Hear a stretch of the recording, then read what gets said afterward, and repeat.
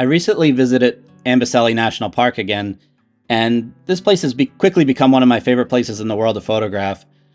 Amboseli is a relatively small park, but it's dense with wildlife, and it offers great looks at elephants. It's actually famous for its very large population of elephants here, as well as some of the last remaining super tuskers in Kenya.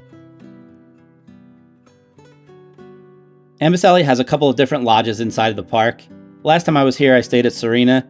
However, this time I did Ol Tukai Lodge. And while I preferred Serena, I think because it was a little bit more low-key, there's no denying that Ol Tukai's location is phenomenal. They're right in the middle of the park, basically, so you're close to everything. It's a beautiful lodge. The only downside to me is just that it's crowded. And like the meals and everything, it's very crowded, so you're kind of on top of a lot of people, and I tend to avoid crowds as much as possible. But it's a very, very nice place. The rooms are beautiful. The facilities are beautiful.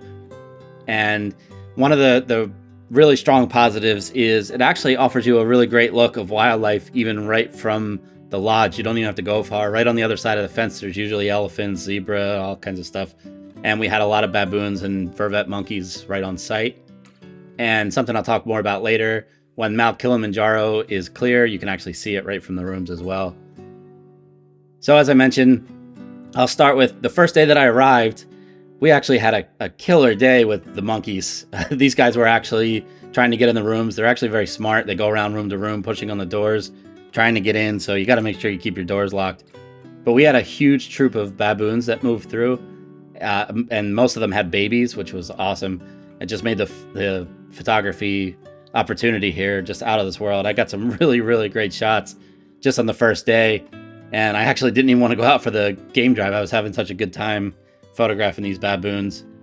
But quickly, before I go on, I'll just kind of show you a couple of the video clips here I got and some of the photos that I got.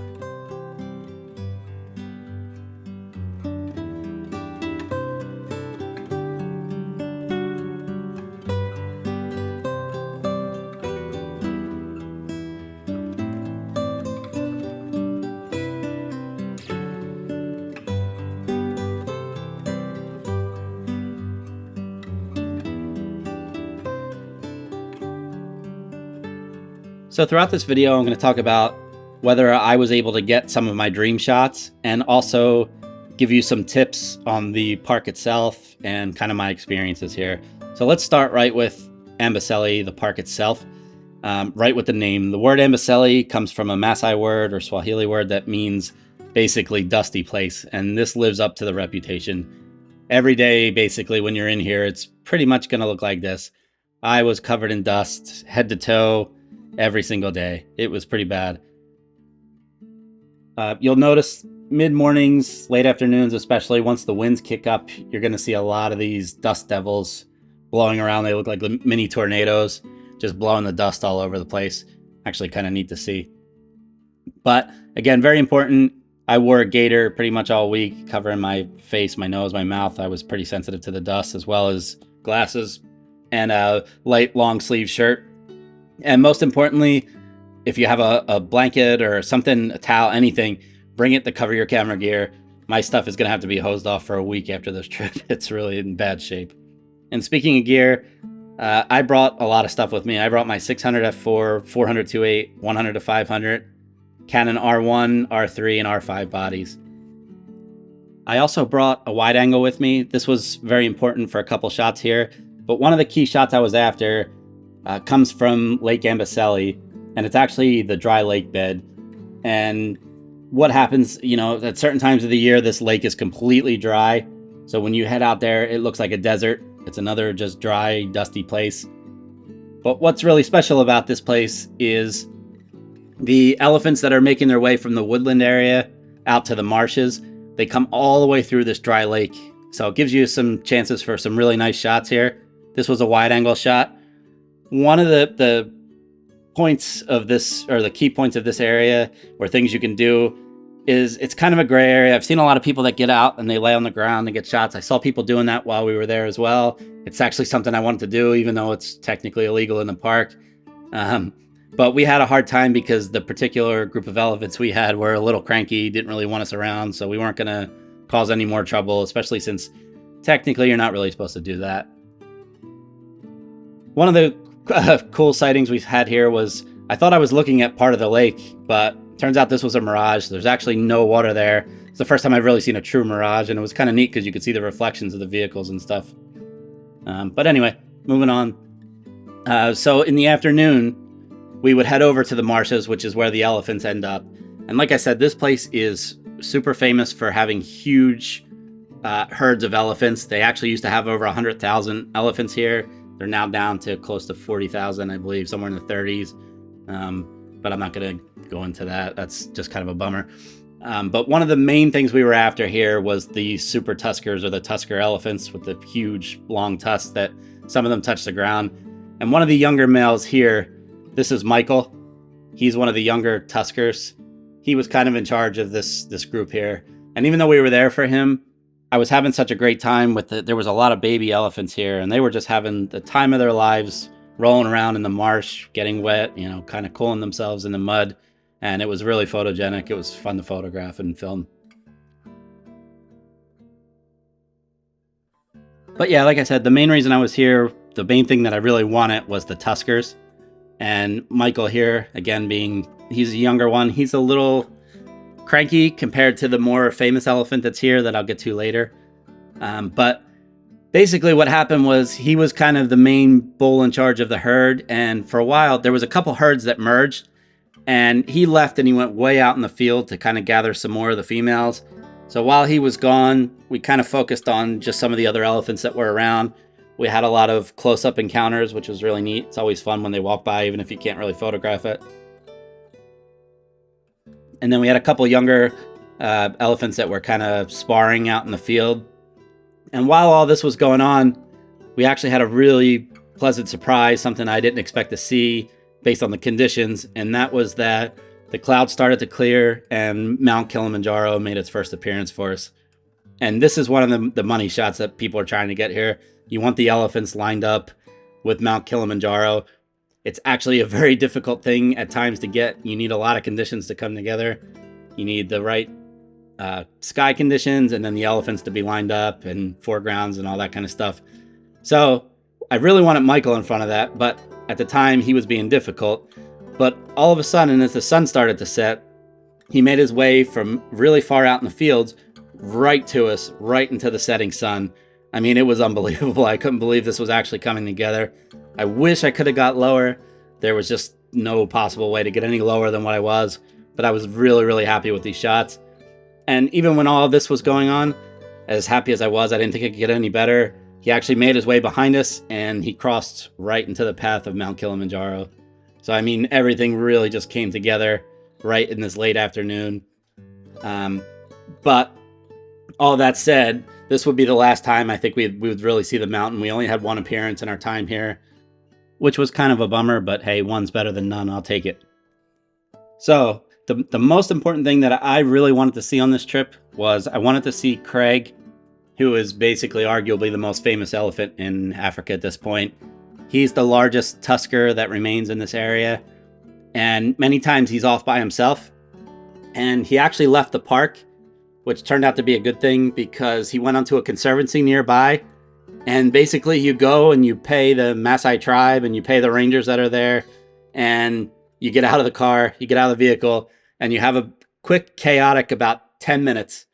And this was not something I was ready for. I did not know that I was going to be getting out of the car. I didn't know we were going to be able to get up this close, but it was pretty crazy. I couldn't believe that I actually got my dream shot here. Super wide of Craig walking right to me, ears out, perfect sky. I mean, everything just came together.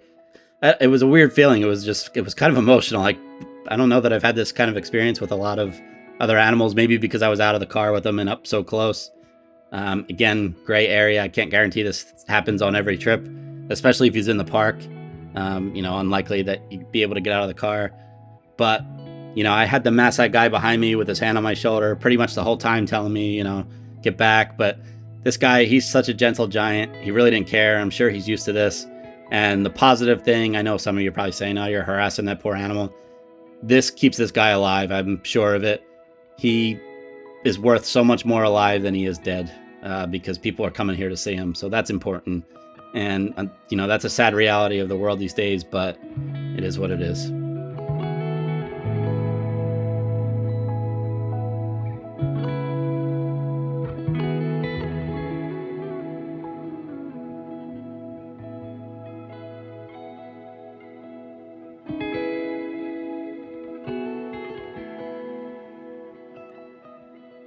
One of the underappreciated features of Amboseli is that it actually has a lot of the marshlands and these small lakes or ponds that support a wide variety of different bird life as well. Most people come here for the large mammals, but we did spend a good amount of time photographing a lot of the different birds here, especially the flamingos. I love the flamingos. I think they're pretty cool. The one bummer was there was a really large flock of the super pink, the lesser flamingos, but they were just inaccessible. They were kind of staying in a cove where there was no roads to get to them. So a little bummed about that, but whatever. We still got these flamingos here that were still pretty and a lot of fun to photograph.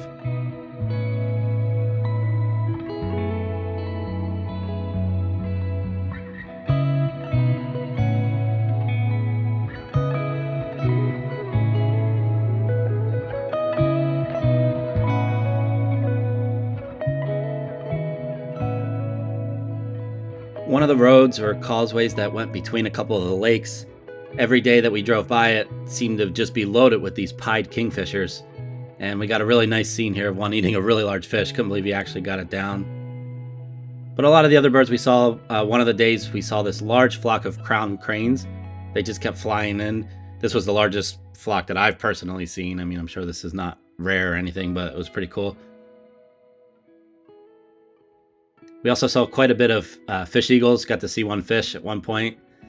So that was neat. I'm a big sucker for eagles. And one of the coolest birds here is the malachite kingfisher. Very colorful, very small kingfisher. We had a couple nice sessions with this.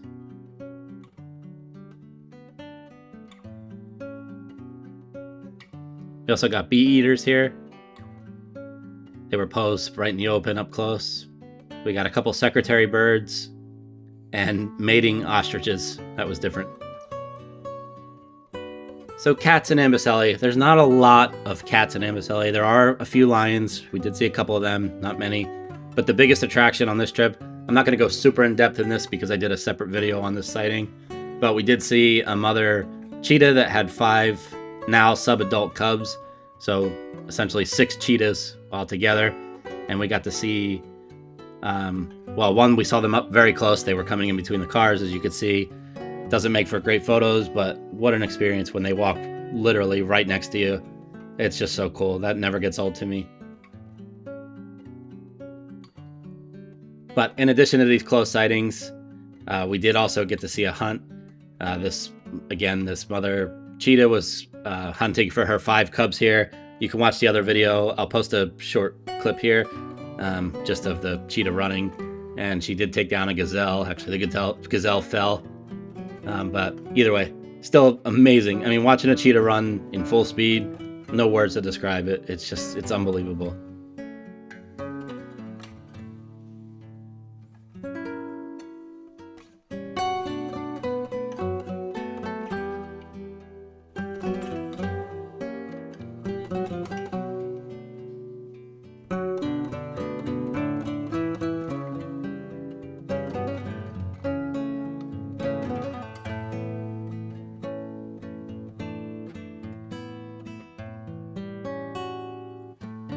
So to sum up, if you come here, you're going to see elephants. This is definitely the key species here. Up very close, lots of them. Amazing, amazing elephant sightings. If you're coming here specifically for the big tuskers, keep in mind, there's not many of them. That can be a challenge. You're going to see plenty of other elephants with large tusks as well. But, my advice, if you're coming here to see the mountain, do your research on the best months to see it. And if you're coming in one of the months where it's like winter or a lot of stormy season, give as many days as you can. You definitely want more opportunities, the better. You may not see it, or you might get lucky and it may be super clear. Who knows? We didn't expect to see it our trip, but we got to anyway. So overall, this trip here, a lot of people will add this on as an add-on to the Mara.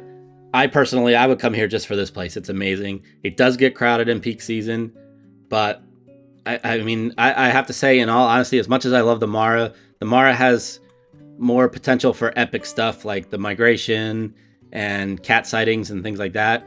But you're going to get some pretty awesome stuff here and a lot of it. Very, very awesome place. Highly recommend it.